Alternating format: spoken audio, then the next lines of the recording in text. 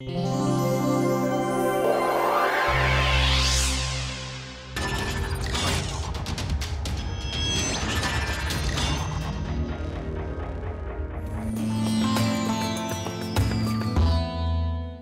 this series of lectures, we have seen many EPR spectra, we have analyzed some of them and measured the isotropic hyperfine coupling constant for some of the spectra. We found the values are different for different nuclei. So, today we are going to ask this question, why the different nuclei give different hyperfine coupling constants. So, what is the theoretical basis for isotropic hyperfine coupling constants? Of course, the simple answer will be that this type of interaction, that is contact interaction, which gives rise to hyperfine coupling constant. So, it is here the wave function decides the hyperfine coupling constant. Then can we predict the hyperfine coupling constant from wave function, or if we have the measured value of coupling constant, can we test if the theoretically calculated wave function gives similar values? So, today we are going to discuss these issues in reference to organic free radicals.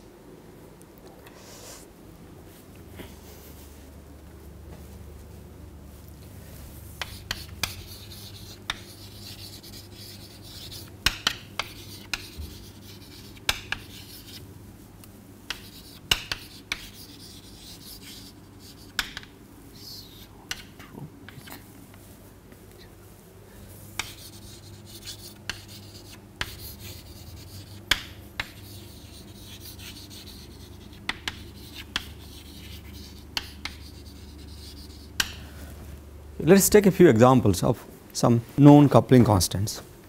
This benzene anion radical, this we know that it gives 7 line spectra, and the hyperfine coupling constant is, let us call AH is equal to 3.75 Gauss. If you take naphthalene anion radical, this has got 2 sets of equivalent nuclei. So, the coupling constants are, let us call A H1 is 5.01 Gauss and AH2 equal to 1.86 Gauss.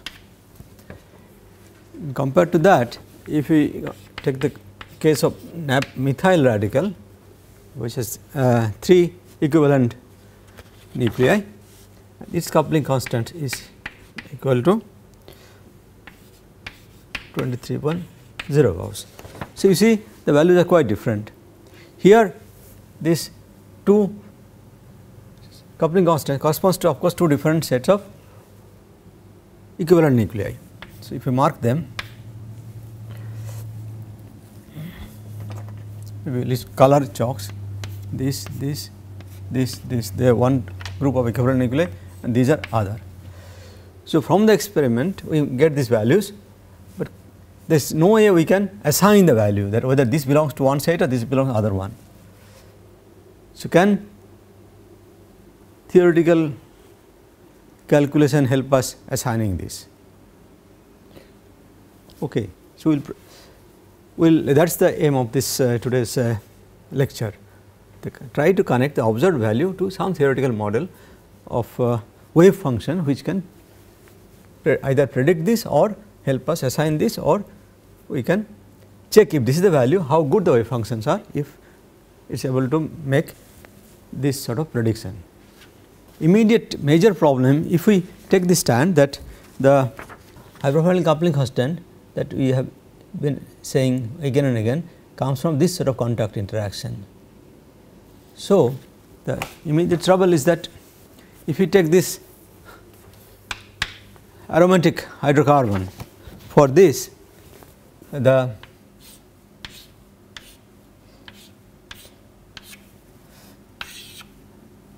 this protons which are coupled, they in fact lie in a plane where the molecular orbitals, the one which actually supposed to hold the unpaired electron, that molecular orbital has exactly a nodal plane where these protons are lying. So, in this simple minded molecular orbital, these protons cannot give any splitting, but we do see splitting. So, you see immediately that there is a problem, that the wave function which gives this sort of electron distribution cannot predict this high profile splitting constants. So, does it mean that we have to do very sophisticated quantum mechanical calculation to arrive at that? Luckily, there are very simple molecular orbital concepts which can be used to make very good predictions of the coupling constant that this sort of nuclei can give. We need to understand a few simple key concepts, that is here. The concepts are electron density, spin density and spin population. Let us see what they are. So, if we have an n electron system, they are given by a wave function of this kind,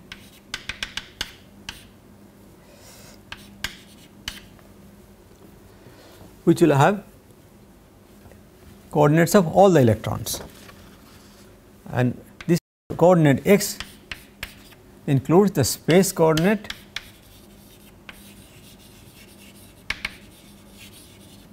and spin coordinates.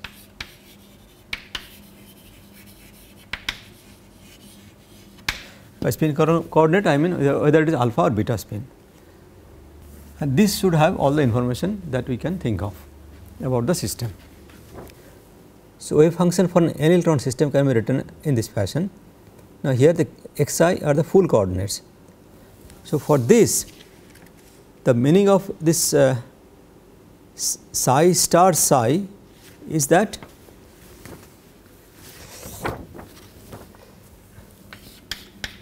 psi star psi with all the coordinates here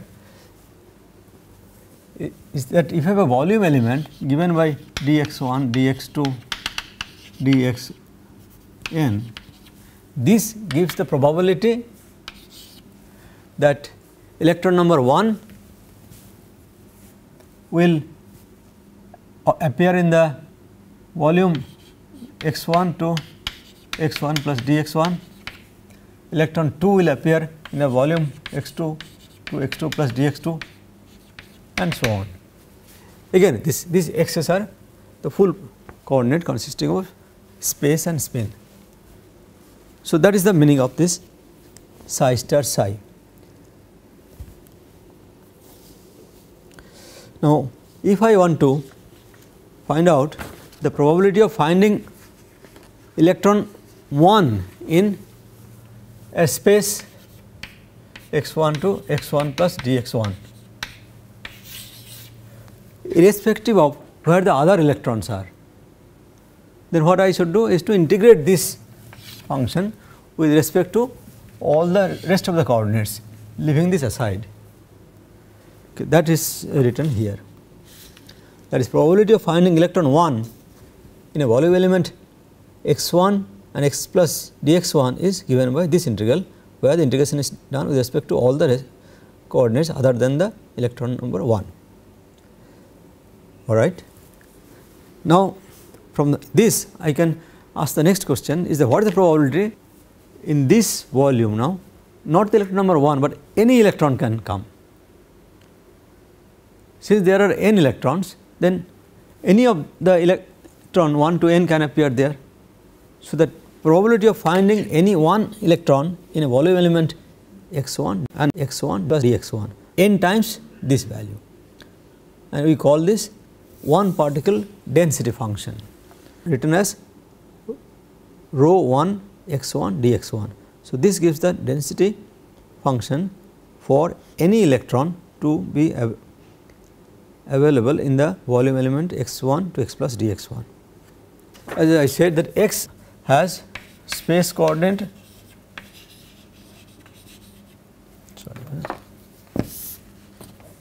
here x has both space and spin coordinate. So, if I integrate this rho with respect to only the spin coordinate, then I will get a function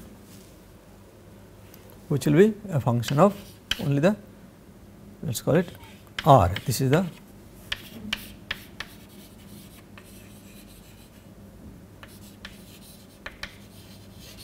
space coordinates,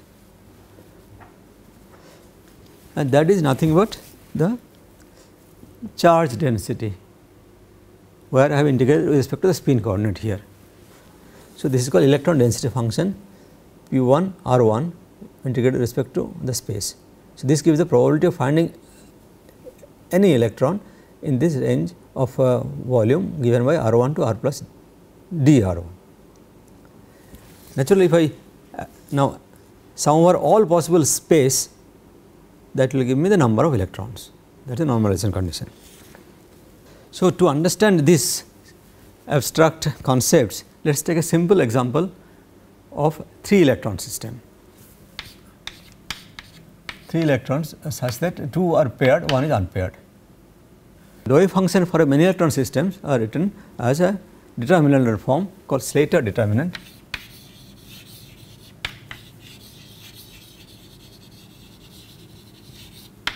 in which for each electron we use a spin orbital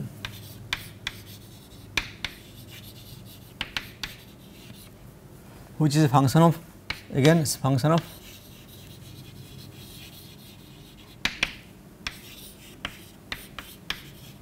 space and spin, and the determinantal form is written in terms of this. If there are 3 electrons, we need 3 spin orbitals. So, here we use this A bar and B, and electron number 1, number 2 and electron number 3. So, these are the spin orbitals, and where the difference between A and A bar is that this has alpha spin function, this has beta spin function, this also has alpha spin function. So, that is shown in this slide. If you expand this determinant, then you get the full form of the function.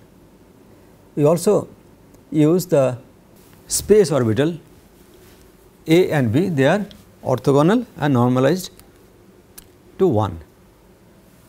So, you see that because of this same space part is used for 1 and 2, these electrons are paired and only one electron is unpaired, which is occupying the spin orbital B, or the saying the same thing differently, space orbital B with an alpha spin function. So, here now we can go through this sort of calculation, that to find the one particle density function and then charge density function or electron density function, we expand it and multiply psi star psi type of form here and integrate with respect to the other 2 electrons. And so, what is the one particle density function we can find out from this 3 electron system. If we do that,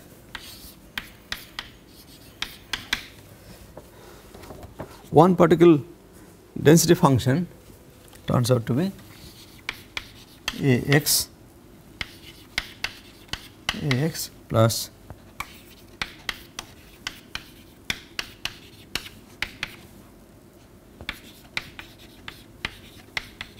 that is why it comes out to be. So, in a sense it should be implicitly clear that that is how it should be, that electron 1 stays in spin orbital A, electron 2 stays in spin orbital A bar, electron 3 stays in spin orbital B. So, one particle density function has exactly square of this and square of this one, but that will come out naturally if we simply multiply the function with this conjugate and integrate with respect to coordinate 2 and 3. Okay. So, if we integrate now this with respect to the spin part,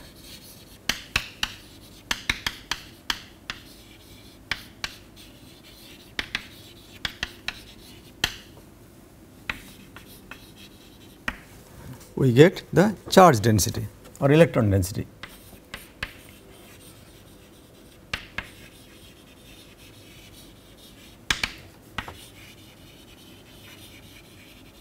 Function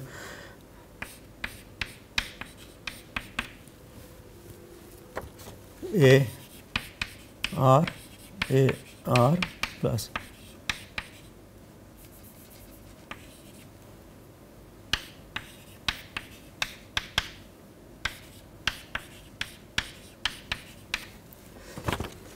this is also understandable that this when integrate with respect to electron spin, this alpha spin will integrate to 1, this beta spin will also integrate to 1 and this will integrate to 1. So, this is the way it comes out to be. This is the charge density or electron density function which looks like this. Now, this is same as you see that this comes from the alpha spin, this also comes from alpha spin, this comes from the beta spin. So, we can write it as the electron density function coming from the alpha electron plus again one electron density function coming from the beta electron. So, with this in mind that the electron density function ultimately comes to be a sum of densities that comes from the alpha electron and the density that come from the beta electron. We define spin density.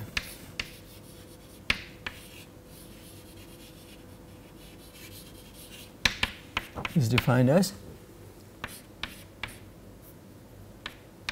P alpha r minus P beta r.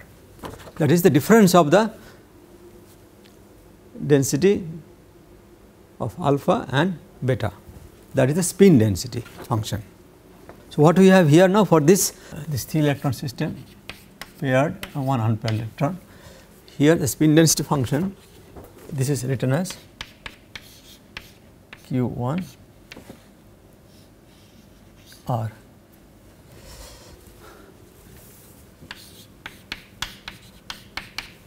Q1 R becomes, so there is a difference between alpha and beta spin state. So, alpha comes from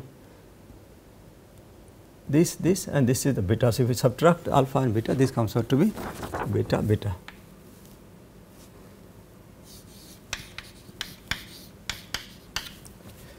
This is the spin density. So, the value that I can get for such type of expression is, see, it will be always a square of some number.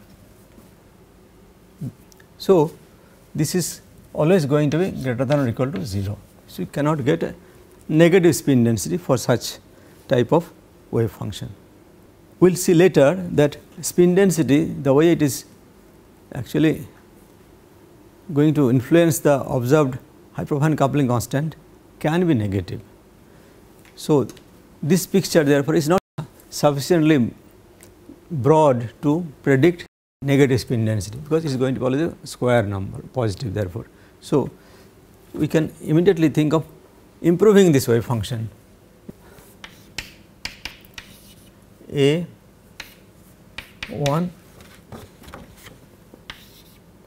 A this is prime bar and B 3. Now, what is the difference? The earlier wave function was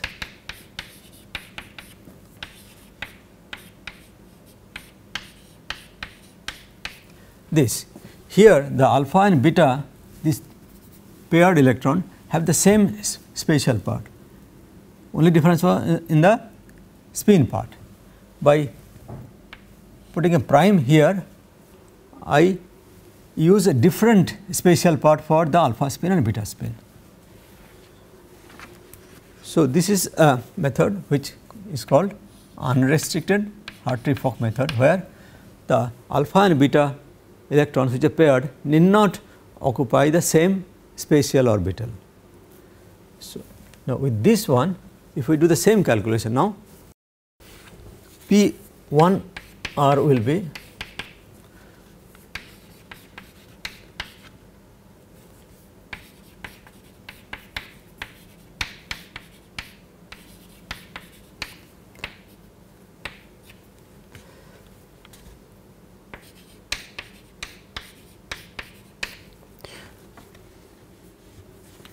and then the Q1 R will become again the same definition, the difference between the alpha and beta population, that will be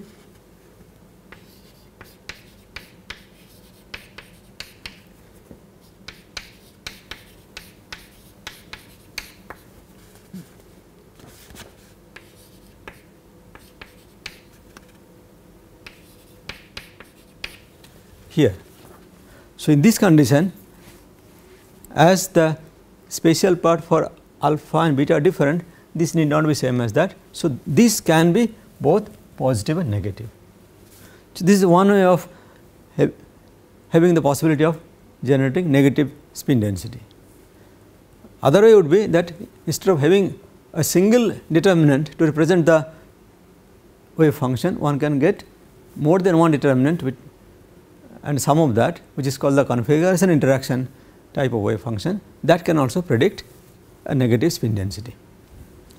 So, if the spin density, the way it is defined now, that Q, if we integrate with respect to all space, that is total spin density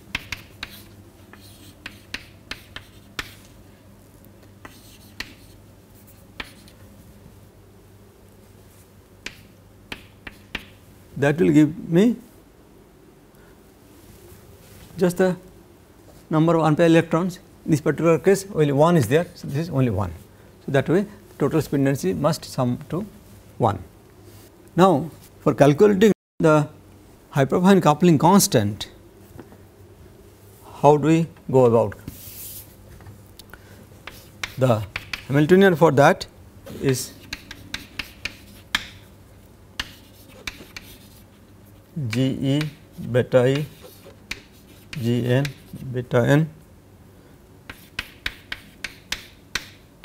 psi 0 square S dot I. This was for a single electron, and the probability to find the electron at the nucleus. Now, here we are going to integrate over the space. So, we should immediately make some modification here, that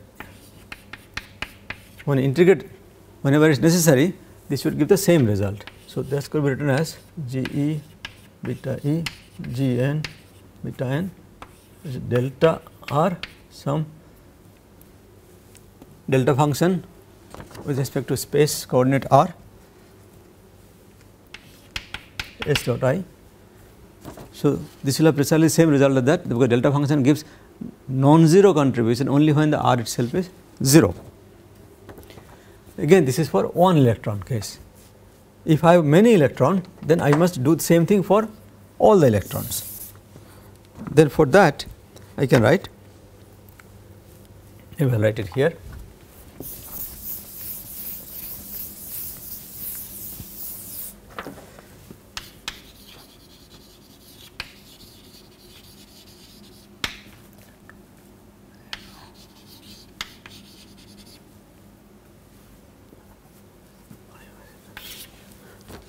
So, I basically sum over all possible electrons which are going to interact with one nucleus.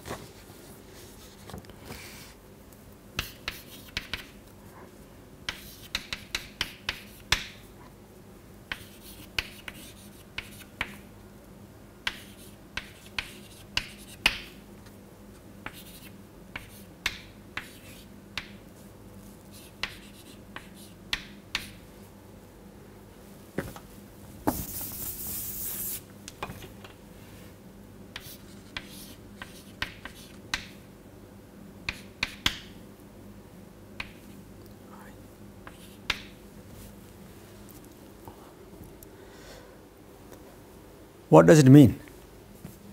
It is a simple generalization of this, that this J's corresponds to all the electrons.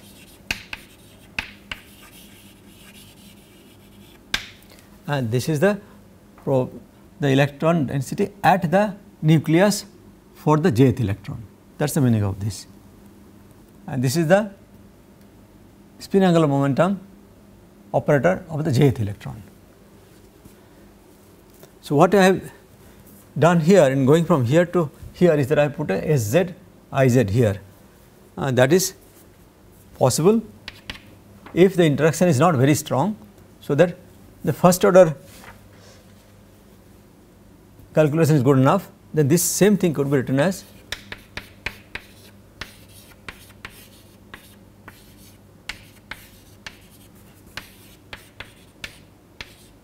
Sz Iz,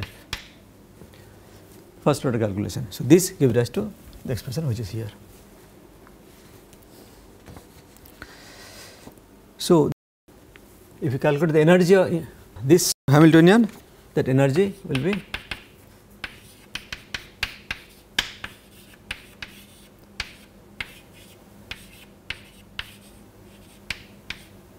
beta n, and what it will give? It will give me this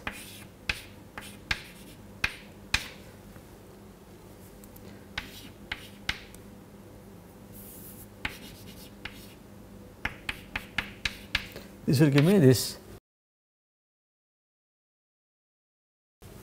spin density, one particle spin density at the position of the nucleus. So, here therefore, we can associate this to our Hyperfine coupling constant A, therefore, can be equated to this part of this expression.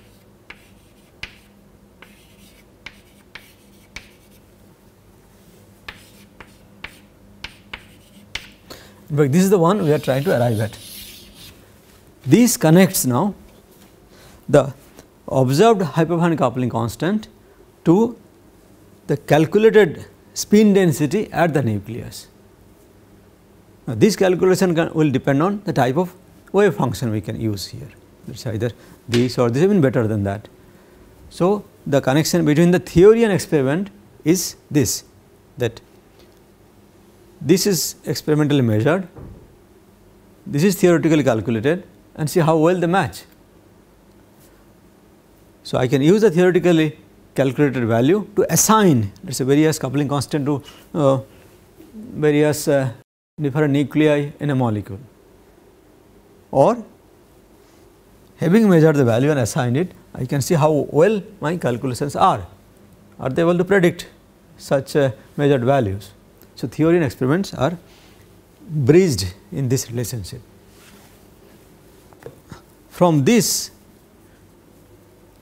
a few ideas, that is spin density, electron charge density, we need to extend this concept just a little bit more, where we deal with the wave function, which is of course written as a determinant form,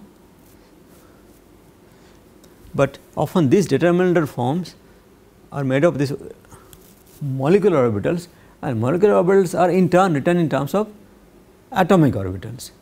So, we want to relate these concepts to ultimately the spin population in an atomic orbital. Now, let us look at this slide now. So, this is, let us say, total wave function for a 2n plus 1 electron system. Here psi 1 bar with prime, psi 2 bar with prime, each of them have got paired electron, only one is unpaired at the end here. So, this electron is unpaired, all the other electrons are paired. We have put the beta electron molecular orbitals with a prime, we will see in a moment why it is convenient to distinguish them not just by bar, but also with a prime.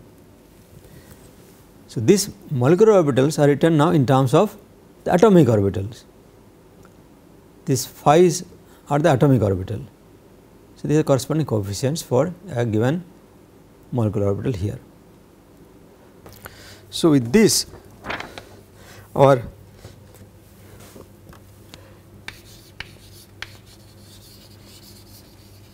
population of the muth atomic orbital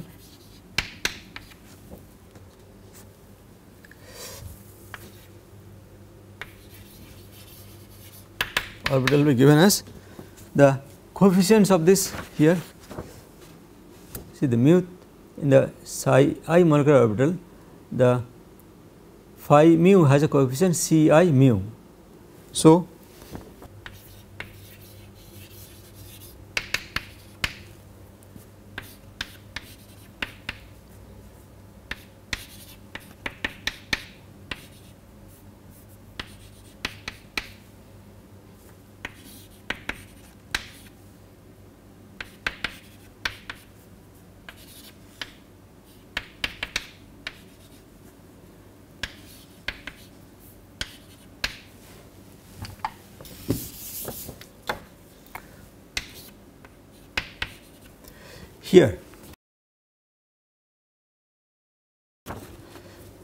here see that our wave function has 2n plus 1 electron, and all this n electrons 1 up to this n, they have got alpha spin plus one more extra also has alpha spin, and other n electron with the psi 1 prime, psi 2 prime, they have got beta electron. So, this population of the muth atomic orbital is actually sum of the alpha electron and the beta electron, and square of the coefficients of the atomic orbital there.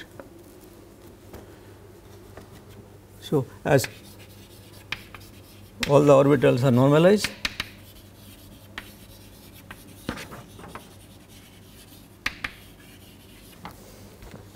so we can get this is equal to 2n plus 1. So, with this type of atomic orbital population, I can write now the spin population.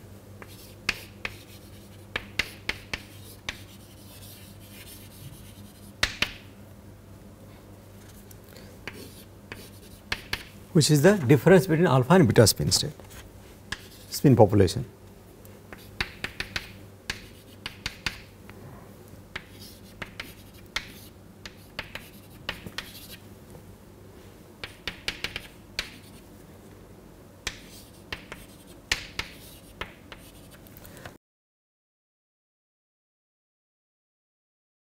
So, exactly same thing we did earlier when we took the difference between alpha and spin state to call them spin density. Now, it is spin population on a particular atomic orbital mu here, that is the way it is. What we have in mind is that if we know the atomic orbital and the corresponding coefficients, we can calculate the spin density or and spin population on a particular atom. Now, in a Huckel molecular orbital, all the paired electrons, they occupy the same space orbital. So, for them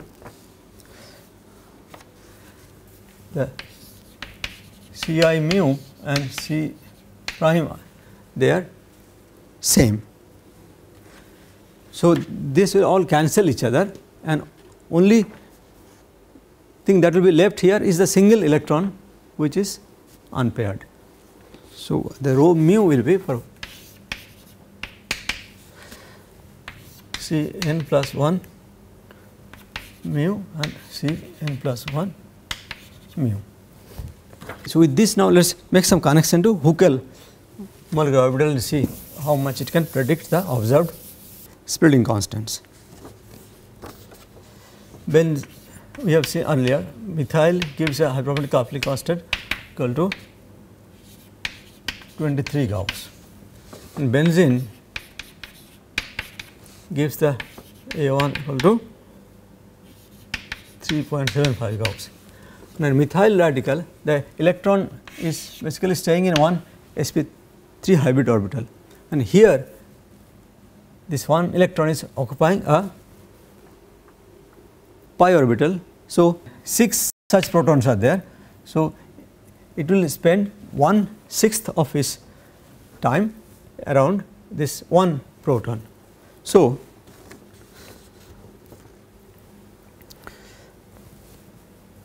from this relationship, that the 1/6 of this happens to be this, you see, is very nearly equal to 3.8. So, value is very similar. So, it somehow shows therefore that the spin density near the carbon atom is correlating with the observed hyperfine coupling constant. Okay. Is it true for other organic radical or not? Naphthalene, which we saw earlier, the A1H was 4.195 Gauss and A2H was 1.86 Gauss. If we take the ratio of this ratio,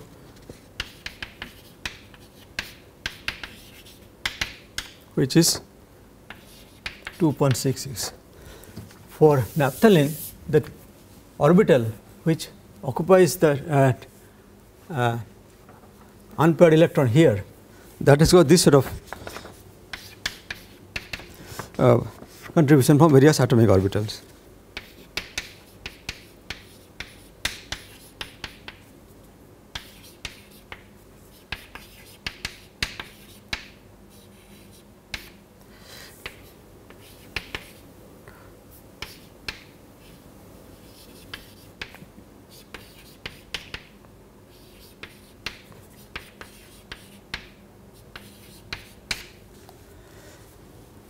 The ratio of this spin density will be square of this divided square of this. So, we coming up come to 181 by 0.69, which is 2.62, and you see how well these are matching. So, this also shows that the spin density of the carbon atom governs the observed hyperfine coupling constant. And here, because all four have the same coefficient, they have also similar coupling constant. So, I can associate therefore, that these four have this coupling constant and these four have this coupling constant. So, from this, and this has been found for many such organic aromatic hydrocarbon radical. So, I can write A of H, the observed hyperfine coupling constant, is some sort of constant times the carbon hydrogen parameter, some Q parameter, times the spin population on the carbon atom. This is the, this stands for the proton hyperfine coupling constant. This is the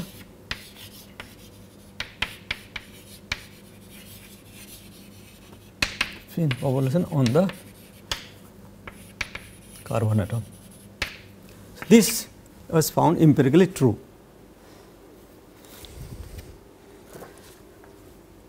So, though it is empirically true, how does it work?